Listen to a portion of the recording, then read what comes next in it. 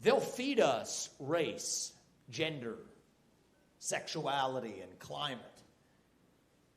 And we're caught sitting here criticizing that vision, but without offering an alternative vision of our own. What do we actually stand for? What does it mean to be a Republican in the year 2024? What does it mean to be an American in the year 2024? And to me, it means we believe in the ideals of 1776. There's two basic ideas this campaign is founded on. Two basic ideals I will restore as your next president. They're not black ideas or white ideas. They're not even really Democrat ideas or Republican ideas. It's deeper than that. The first is that we, the people, create a government that is accountable to us, not the other way around. Yeah. That's exactly what we created in 1776. That's what it was about. And that means the people who we elect to run the government ought to be the ones who actually run the government. Not the shadow government in the deep state that's actually pulling the strings of power today. So if there's one thing I get done as your next president, and one thing I can tell you I will get done better than anybody else in American politics, is to actually get in there and shut down that deep state. It cannot exist, that fourth branch of government. On day one, I will start with a 75% mass firing of federal bureaucrats across the bureaucracies in Washington, D.C. That is how you drain the swamp. For government agencies that have gone awry, from the FBI to the ATF to the CDC to the U.S. Department of Education, we're not just reforming them anymore. We will get in there and shut them down. That's how you revive our constitutional republic. I will not begin with last year's budget as the baseline, which is based on the year before's budget, which is based on the year's budget before that, all of which is corrupt, all of which is broken. And that's how you get a $34 trillion national debt problem. No. I will start with zero as the baseline, zero-based budgeting, and ask what's actually necessary. That's how I'll run my businesses. That's how I'm going to run the federal government, and that's how we tackle our national debt crisis. If I can't work for you as your next president for more than 8 years, which is a good thing, neither should any of those federal bureaucrats who are reporting into me either. 8-year term limits for the bureaucracy instead of civil service protections. That is how you drain the swamp. So that's the first basic idea. The people who we elect to run the government will once again be the ones who actually run the government. That's a basic idea. That's number one. And number two is this. Those elected representatives, including me as your next president, owe our sole moral duty to the citizens of this nation, not another one. I'm not going to be forking over another $200 billion of your taxpayer money so that some kleptocrat in Ukraine can buy a bigger house. No, we're done with that. What I'm going to do as your next commander-in-chief, instead of using our own military to protect against random invasions across somebody else's border, we're going to use our own military to protect against the invasion on our own southern border right here in the United States of America. That's how we stand for the rule of law. On day one, I'll move our troops to our southern border and our northern border too. On day one, I will issue an executive order that respects the Constitution, which says that you will not enjoy birthright citizenship if you are the kids of illegals in this country. The day I take office going forward, that comes to an end. If you're illegal and you're here, your kids do not enjoy birthright citizenship. That's what the Constitution says. It's what the 14th Amendment says. And anybody who is in this country illegally will be returned to their country of origin. That's what it means to stand for the rule of law. Now, on so many of these, and you guys have a choice to make, on so many of these, I'm not criticizing Trump for his failure to do it, but what I will observe is that they duped him. They duped him. They said you can't fire those civil service protections, civil service employees, the bureaucrats, because of civil service protections. Well, read the law. Those civil service protections do not apply to mass firings. And mass layoffs are absolutely what I am bringing to the DC bureaucracy. They told him you couldn't end birthright citizenship without a constitutional amendment. Well, read the Constitution. The 14th Amendment is clear that it does not apply to somebody who is here illegally. They told him you can't carry out those mass deportations because, Mr. President, we only have 6,000 ICE agents, Immigrations and Customs Enforcement agents. Well, read the law. It allows us to use local law enforcement to serve our warrants from Customs and Border Patrol. And I bring this up because it takes a president now to get this done who has two things.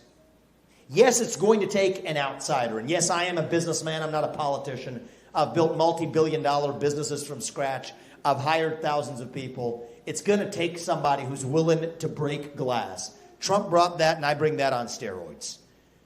But it's also going to take somebody who knows and deeply understands the law and the Constitution in this country. And those two things don't usually go together. Right? You might have the business guy over here, the constitutionalist over here. Those two things don't go together in the same person usually. But that's what gives me my duty to be in this race and to serve as your next president for the next 8 years. God gives each of us our own unique God-given gifts. Every one of us has them. Question is, how do we use those God-given gifts to do what is right in the short time that we are given? And I'm in this race out of my sense of duty to this country, out of my love of this country, my gratitude to this country. My parents came here 40 years ago with no money in search of opportunity. In a single generation, I've gone on to found multiple multi-billion-dollar companies. My wife, Apurva, is a throat surgeon at the cancer hospital at Ohio State, saving lives every day. She is doing this with me because this is about saving the life of our country. And so I'm asking you all to do the right thing on January 15th. I know if you could brave the weather to be here today, Monday night's going to be no little cold weather won't be a problem for you. But I'm going to have some real talk with you. It's about, 2 days from now. You have a decision to make. If I weren't in this race, I couldn't imagine caucusing for anybody else other than Donald Trump. That's me. But I want you to open your eyes. And for me, once you see it, you can't unsee it. This system will not let this man get anywhere near that White House again. And we have to acknowledge that reality. At this point, it is clear they will stop at nothing. And I mean nothing to keep this man away from power. I have stood against it at every step. Earlier this week, I personally filed a Supreme Court amicus brief making what I see as the strongest possible legal arguments, because frankly, I don't know if his team will, but we owe it to this country. I've done everything I can. Went to the Miami courthouse. I've issued FOIA demands, legal demands to the Biden administration under the law, demanding what Biden and Merrick Garland told Jack Smith so the public can see it transparently. I've done everything I possibly can, but at this point, they are leading us into a trap. They want this narrowed to a two-horse race between Donald Trump and a puppet who they can control. It's in our own primary. In about 3 to 4 months, they'll eliminate Donald Trump and trot in their puppet to the White House. That's the plan. We cannot fall for that trick. Our America First movement did not begin in 2016. It began in 1776. And we owe it to our founding fathers and to this country to make sure we have another 250 years and then some still left. Our movement cannot end with Trump. We love the man because he got this fight started. But now it is our job. It is my duty to finish it. And so that's why I'm asking you to do the right thing. And I'm asking you on January 15th, on Monday night, to caucus for me. Even if that's a little different than what you thought of doing, even 3 weeks or 3 months ago. And I'm asking you to do something more than that. Tell the fellow patriots in this community who couldn't be here this morning on a day like this to tell them the same thing, because once you open your eyes, you can't unsee it. They are selling us the rope today that they will use to hang us tomorrow. And we owe it to this country to make sure we don't get to a year from now, next year, and look back. What are we going to say?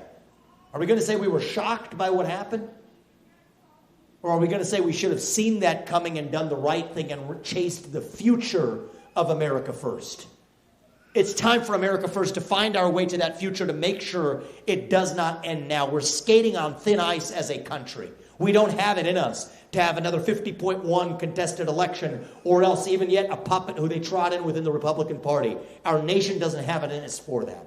And so I'm asking you to do the right thing. And if you all do your part between now and Monday night, on Monday night, but between now and then too, and share the truth with your friends and your colleagues and the other patriots in this community. If you do your part, I promise you, my wife Apurva and I and our family, we will do ours to make sure, not in some fake politician way, but in a true way, to make sure that our country's best days are actually still ahead of us.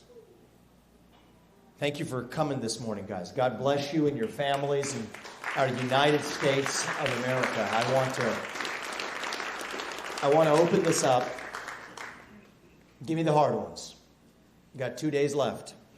Please. I don't know if we have a microphone for the woman in the back. Yeah. Did you raise your hand? Yeah, thank you.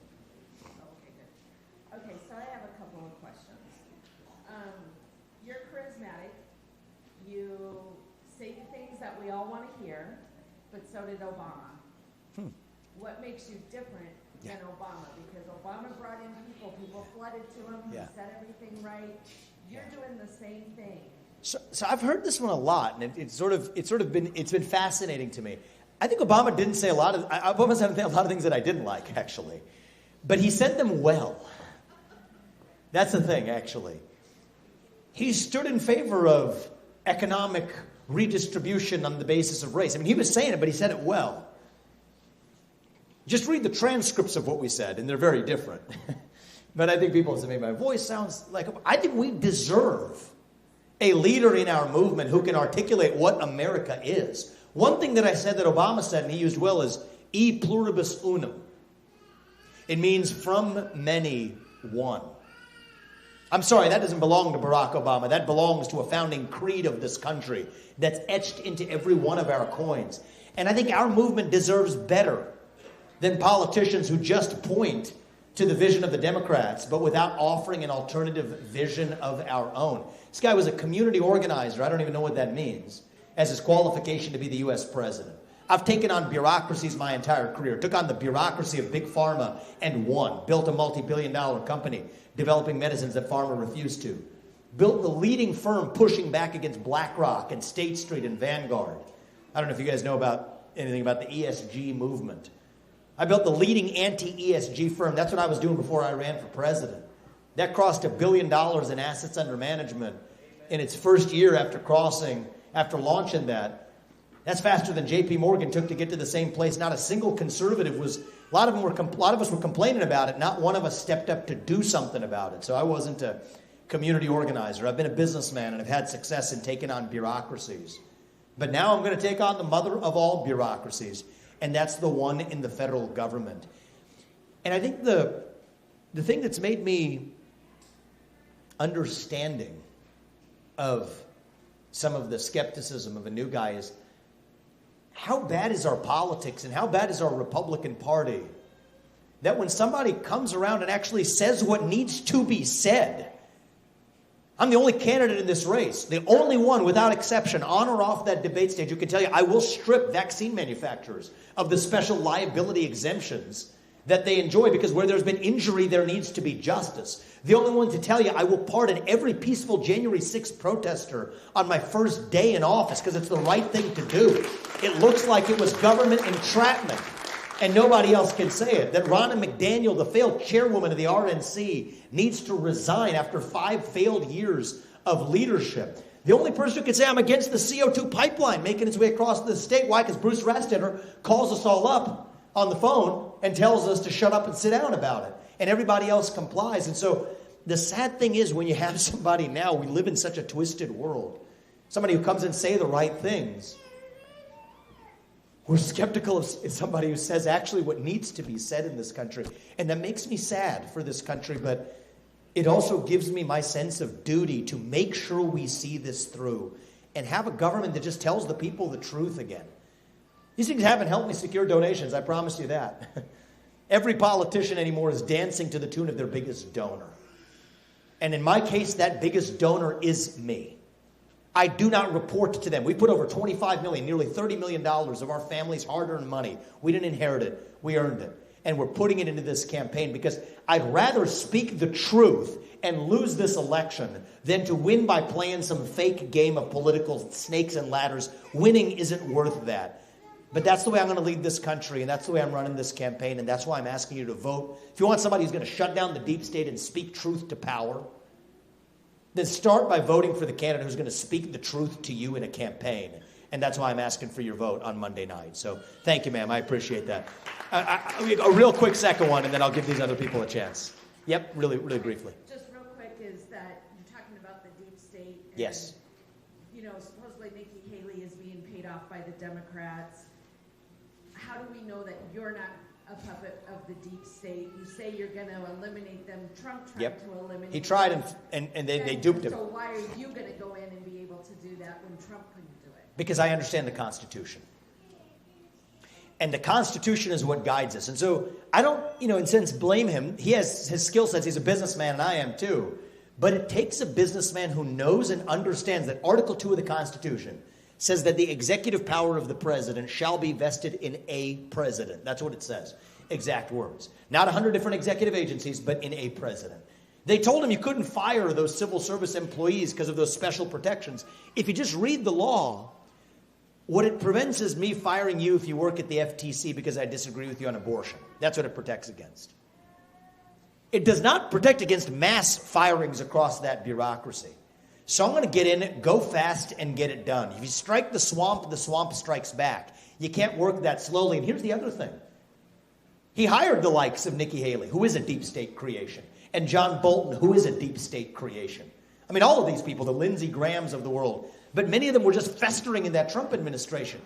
Now, I'm not blaming him for that. Maybe the first time around you get to make a mistake, but turns out this time around I'm the only person in this race who can tell you that the likes of John Bolton and Nikki Haley will not be my vice president and will not come anywhere near my administration.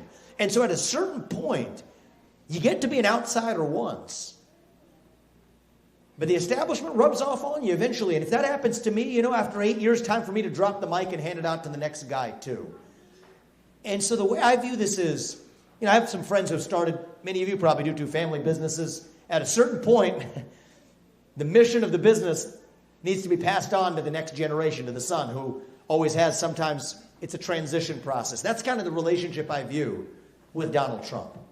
He did what he was going to do. He rolled that log over in the deep state, and we saw what crawled out. And I give him credit for that, but now I'm bringing the pesticide.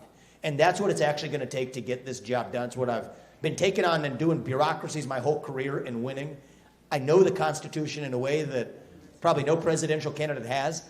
That's why I wrote that amicus brief for the Supreme Court, because we can't leave it to chance to get this right. And so I'm asking you to do the right thing, not for me or for Trump, but for this country in 2 days. And if you do, the things I'm promising you, they don't require Congress. There's a lot else I want to do, but shutting down 75% of the federal bureaucracy, moving our troops to the southern border, there's a reason why the promises that I'm making you, they're promises that I can keep. I'm not promising you to repeal and replace Obamacare. I'd like to do it, but I'm not promising that to you because that requires Congress. We've learned that. The promises I am making you are the promises that I can and will keep as your next president. And that's how you know I'm telling you the truth versus every politician will tell you what they're going to do through Congress and it never actually happens.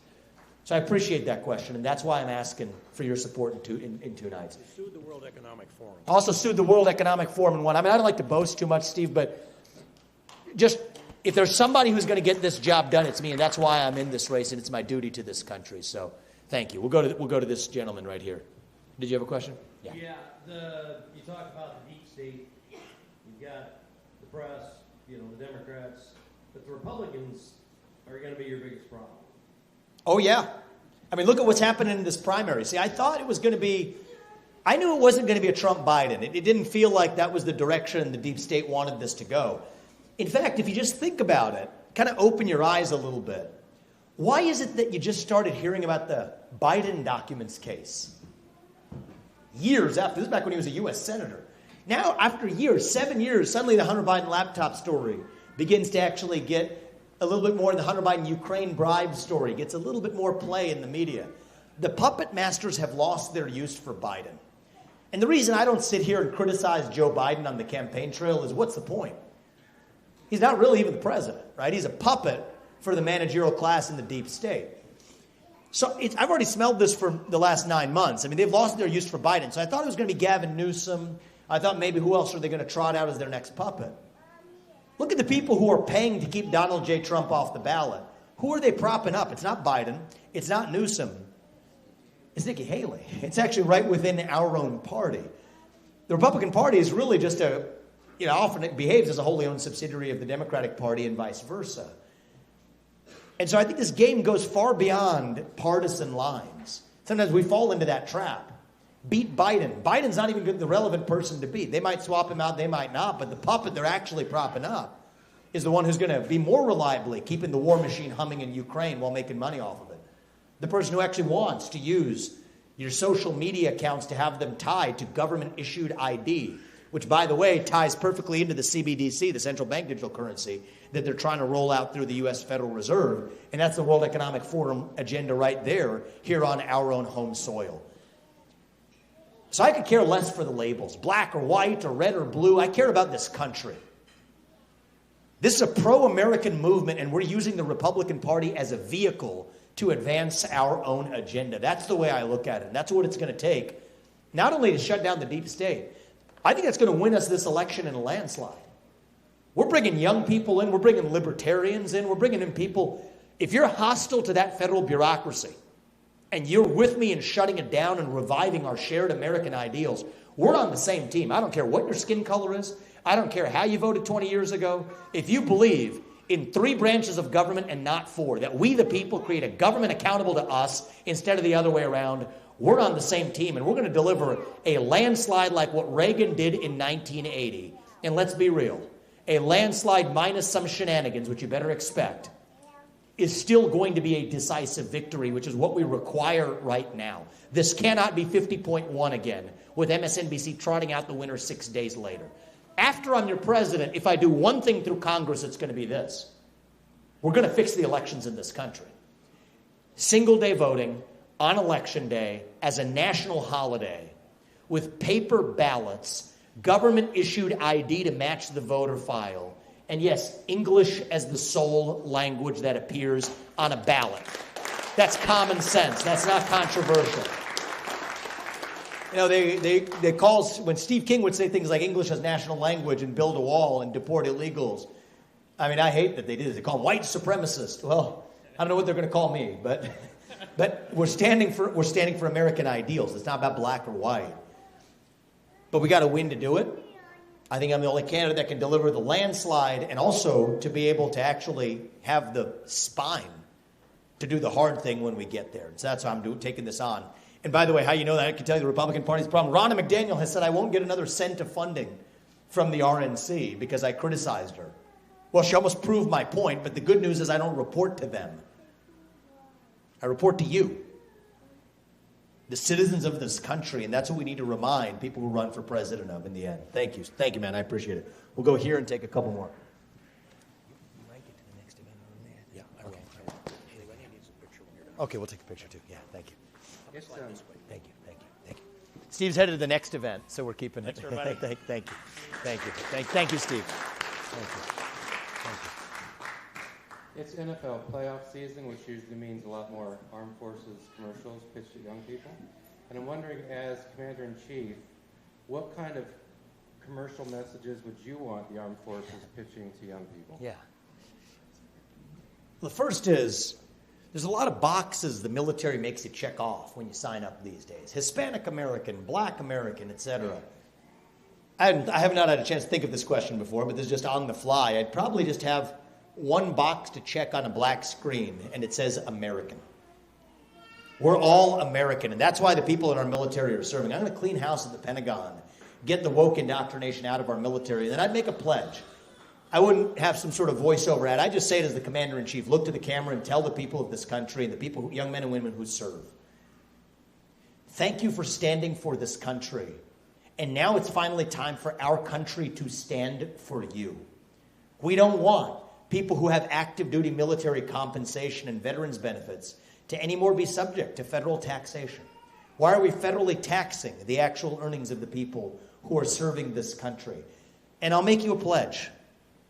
It's the one I owe you as your commander-in-chief, is that God forbid we ever send you or put you in the risk of being in harm's way. It will be to protect the citizens of this nation here in our homeland, not to fight somebody else's war. And so, yes, I will ask many of you to go to our southern border and to go to our northern border because our homeland is being invaded.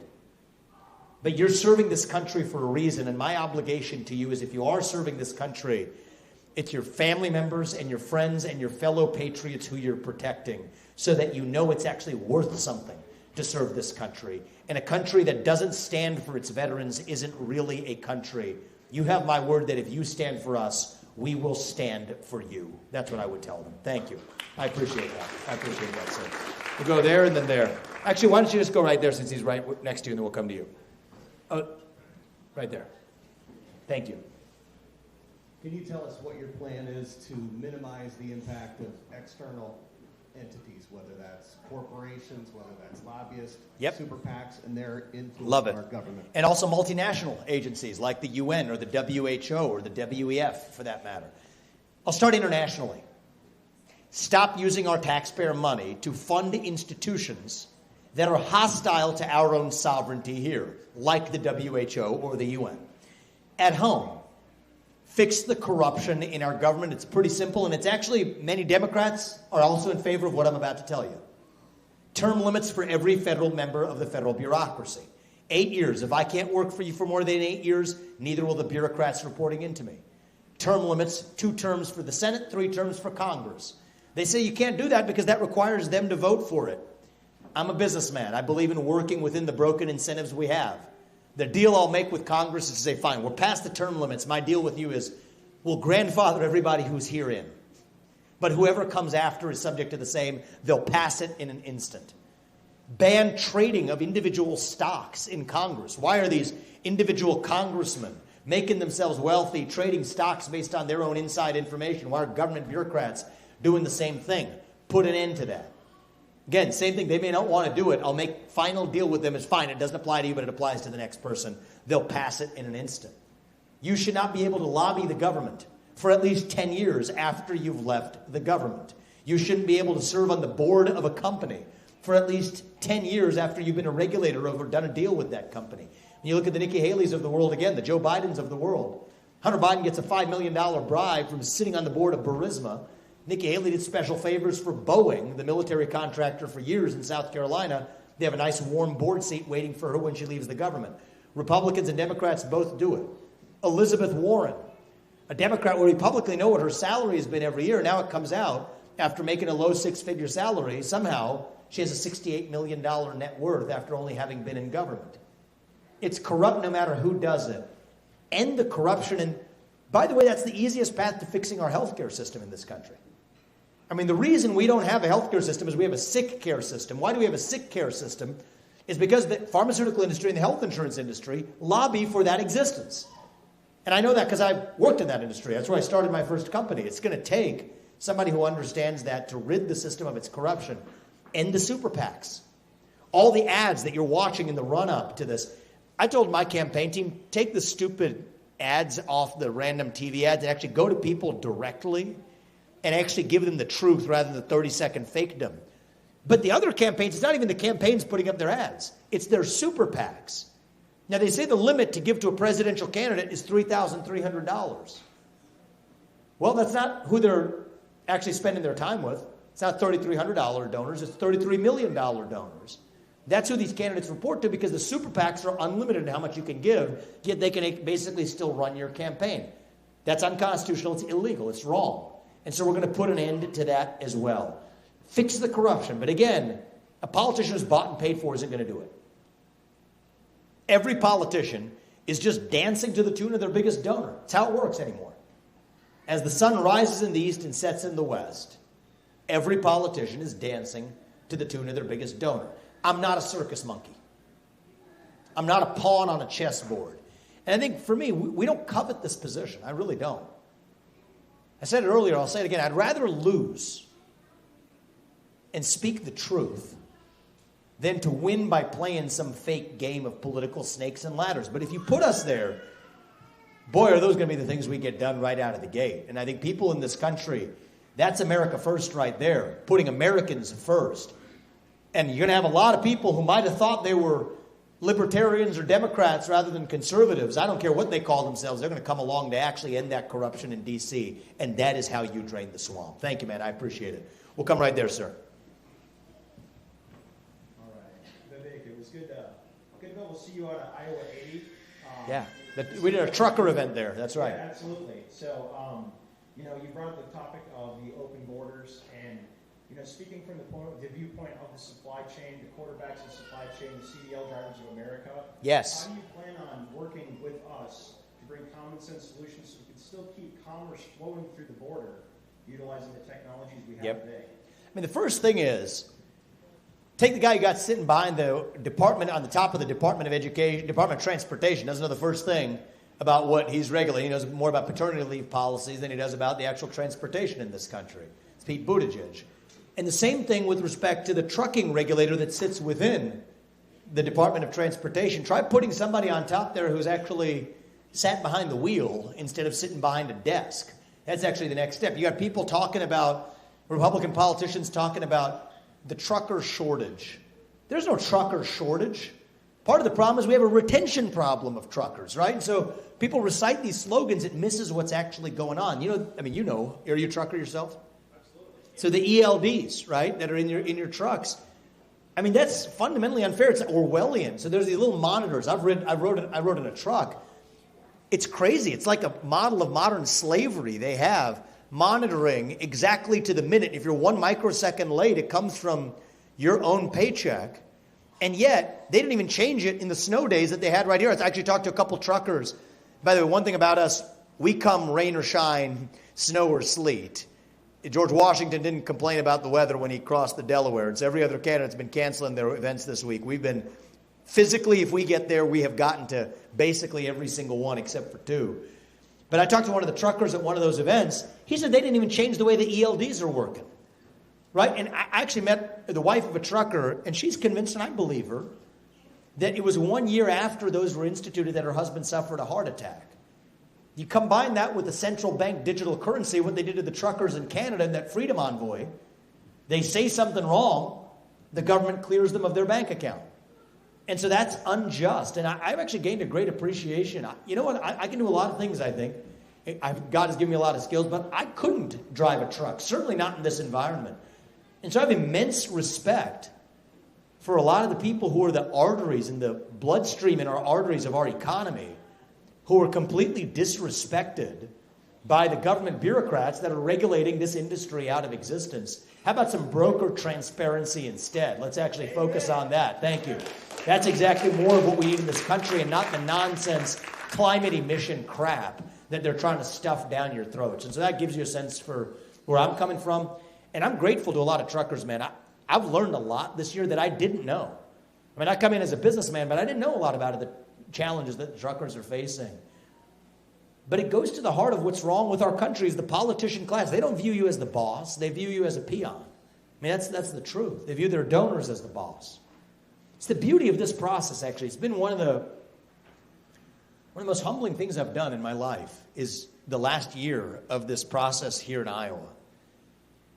We've done over 390 events, actually. That's more than all of the other candidates combined. And we'll go to rooms like this or a pizza ranch. We've been to a lot of pizza ranches. I like it. I used to do the pizzas, and I don't have my exercise schedule with this campaign what it once was, so I've switched from the pizzas to the salad bar over the course of the campaign. But we'll be in a room like this one. Some of them are even smaller than this, where we'll have a conversation. Well, I'll learn something from a trucker or from a farmer who asked me a hard question. One question a young man, 29 years old, asked me the other night is, it's a real serious question. He says, give me a list of accountabilities. How can I hold you accountable in the first year? Give me the top 5 things that I can hold you accountable to. I said, what a beautiful thing. I remember I used to ask questions like that when I was hiring people. As a CEO, we'd hire employees. It sort of clicked for me. This is a job interview, actually. That's what this is. And I think a lot of presidential candidates lose track of that, but this is why Iowa goes first. And so even for a lot of these policies on truckers, my man, I think that I didn't come out of the birth canal spouting those points, but I've learned a lot this year because it's the same principles to say that every American and every worker deserves dignity and the freedoms they need to do what they do every day. And if we don't actually respect their own constitutional rights, the Canadian Freedom Envoy, if that comes to the United States, we don't have a country left. And I think it takes a president who understands that. And I want you and every other trucker across the state and across this country to know that I feel that way. And I appreciate you for saying so, man. Thank you. We got you back. We got you back. We have time for one last question before we wrap up. Sir, right there. Yeah. So I've had the chance to ask you a couple questions about shutting down the... You can give him the microphone. Thank you. I've had the chance to ask you a question about shutting down the FBI. My question's more broad now. If you shut down the bureaucratic state, they aren't just going to lay down, go home, and say, yep, honey, I got laid off today. There's going to be mass chaos. You probably have a plan. Yep. I'd like to know what that plan is to control that chaos when that happens. Yeah, we're going to go, thank you so much. We're going to go in staged shutdowns, right? So we have a long list of government agencies to shut down. We'll go about 4 at a time. Okay, 75%, I say we will initiate starting on day 1. What I've said is we'll get it done by the end of my first term. The aim is for half of that to be done in the first year. I think there are some scenarios where you could make half of that even happen in the first month. But we've got a plan to do this. The first 4 agencies will be the FBI, the ATF, the CDC, and the U.S. Department of Education. Then we go to the next wave of agencies. We've got Food and Nutrition Services, et cetera. We have a number of others on that list. You go straight down, you got straight down that list. You're gutting each of these agencies one by one. I'm starting with the ones where we can actually reorganize a lot of them. So take the FBI. There's 35,000 employees. 20,000 of them are back office bureaucrats in the J. Edgar Hoover building. Think of it, it's still called the J. Edgar Hoover building. Tells you a lot. They're going to go home and find honest work in the private sector. But 15,000 of them are cops, investigative agents on the front lines. We're going to move them. They're going to keep their jobs, but we're going to move them to the U.S. Marshals or the DEA, both of which have been far more effective at fighting child sex trafficking rings and fighting the fentanyl epidemic than has been even the FBI, what I call the failed Bureau of Investigation. We'll move them to the Financial Crimes Enforcement Network at the U.S. Treasury, which has been far more effective at least having the expertise to go after financial fraudsters like SBF or FTX, which the FBI have missed. So I think we will at once improve effectiveness. The Department of Education, that $80 billion, we're going to send it back to parents mostly across this country who deserve to choose where they send their kids to school. A small sliver of that budget will then also cover and give the states the funding they need to put 3 armed security guards in every school across this country. So something like what happened in Perry never happens again in this country. And then the limited sliver of employees that are working on vocational training, which is new, we'll move that to the Department of Labor where it actually belongs. And so at the level where I'm giving like a 10-minute speech and giving you the bullet points, it can sound a little scary.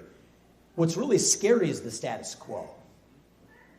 See, what I'm giving you, the press will describe it as radical or extreme. These are all words they've used. They call me frightening. This character, a gentleman by the name of Van Jones on CNN, says that he was shaking when he heard me speak at one of those Republican debates. He called me a demagogue. That was frightening. The fact that these ideas, these are basic ideas. The people we elect to run the government should run the government. And they owe a moral duty to the citizens of this nation. We got Van Jones spilling the water. Why don't you come over here? I'm just kidding. That's okay. We'll give you a hand. Thank you. Thanks. Yeah, all good. Just water anyway.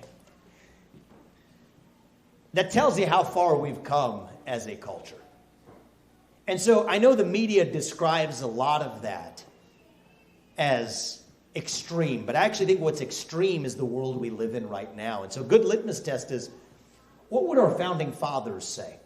George Washington, Alexander Hamilton, John Jay, Thomas Jefferson. What would they say if they were right here in this bar with us right now? Would they say they're proud of what they see in Washington, D.C., that we're doing it the right way?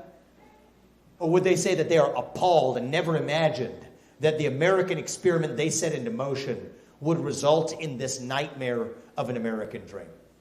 I think they would be aghast at what they see right now. And so I don't make up our ideals. None of us have to. They're enshrined in our Declaration of Independence and our Constitution. All we need is a president who swears an oath to that Constitution and actually keeps it. And if we do, and that's what we have ahead of us. And by the way, that's what we have ahead of us starting in 2 days right here in Iowa on Monday night. If you all do your part, I promise you we will do ours to make sure that we don't have to be this nation in decline anymore.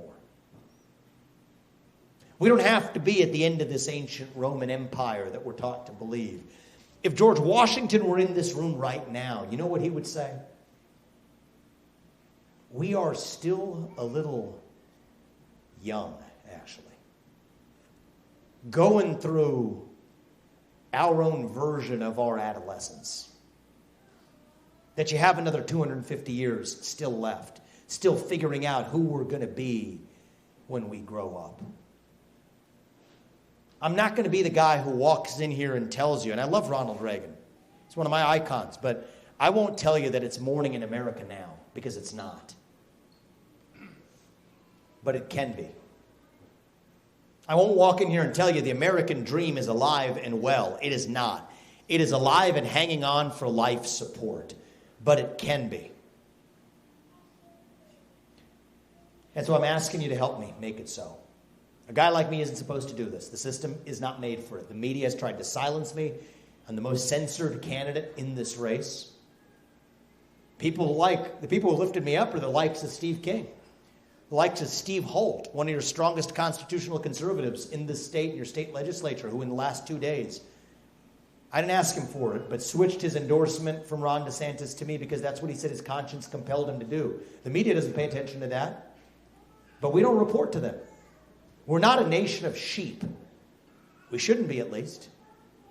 A nation of sheep breeds us a government of wolves, but it's up to us to stand for what's right. And so I know that might be different than what you were thinking about doing 3 weeks or 3 months ago, but on Monday night I am asking you to do the right thing for our country.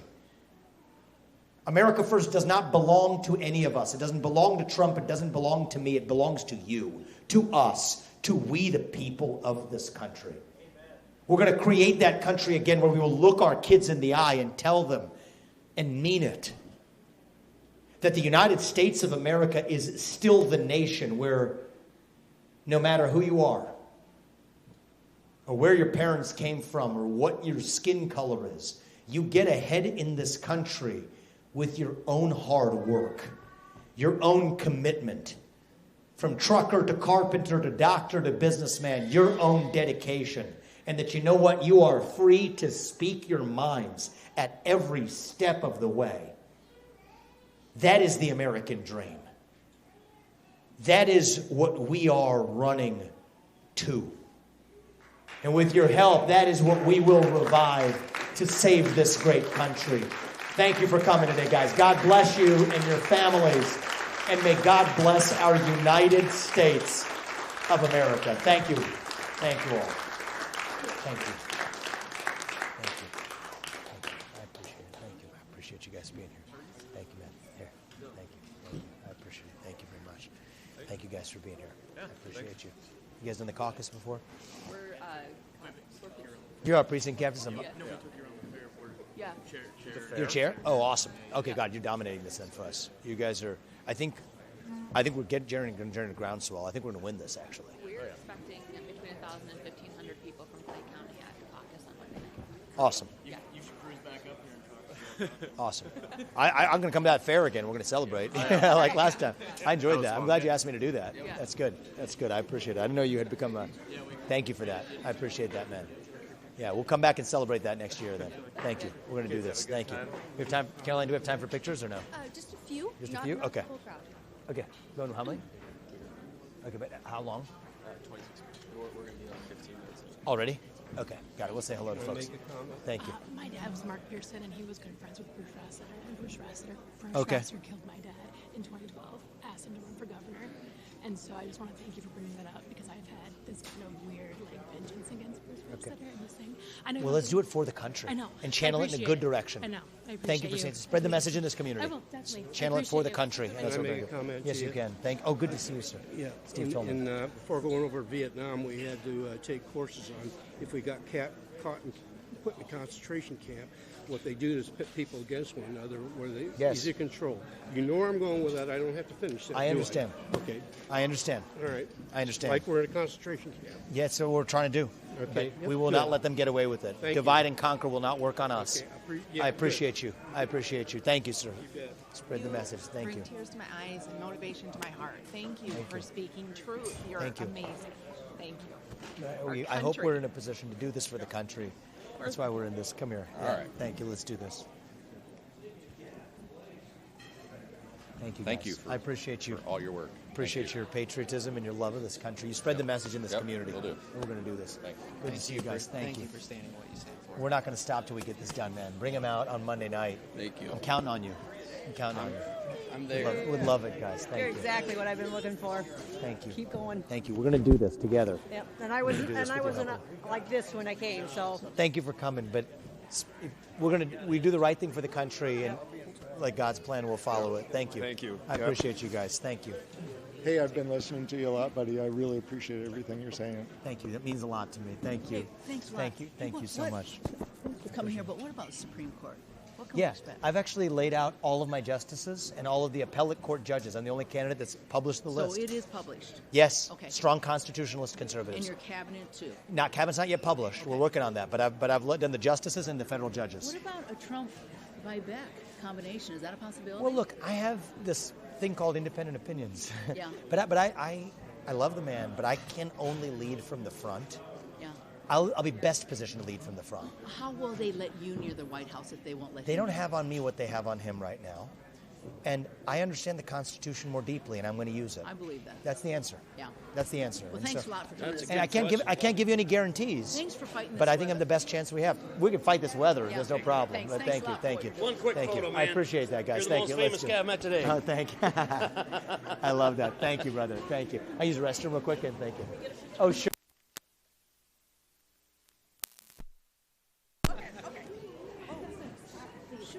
Thank you. Thank you. Spread the message. It's neat to see Steve King with your. He's a great man. Yeah, I work for a petroleum pipeline company. Yeah. He's the only politician that ever It showed up stands at for a. what's right. He's with a guy who energy. doesn't. He's a guy who doesn't care about what other people say or think. He's like you. And that's why we got together to make a restroom run, and we'll come.